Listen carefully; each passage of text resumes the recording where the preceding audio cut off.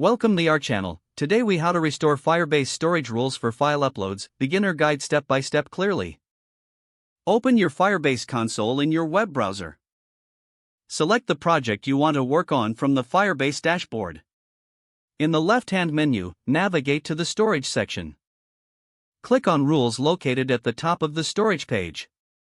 You will see the current security rules for your Firebase storage.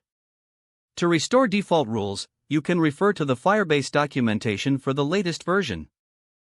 For a basic setup, use the following rules. Allow read and write access for authenticated users. This is usually written as allow read, write, if request.auth equals null. Copy this code into the rules editor. After pasting, review the rules to ensure they meet your project requirements. Once you are satisfied, click the Publish button to apply the changes. Wait for a confirmation message indicating that the rules have been updated successfully.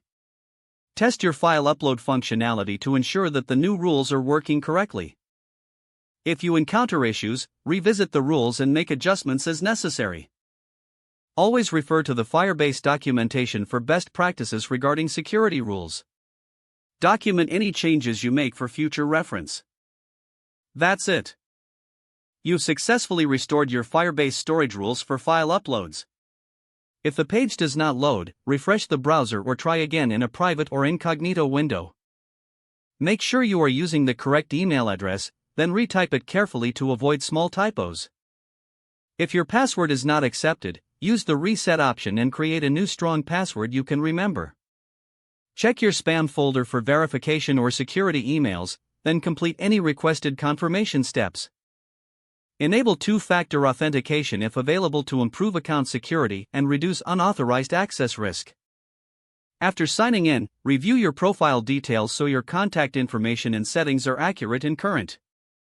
If you see an error message, note it down and try again after restarting your device and internet connection.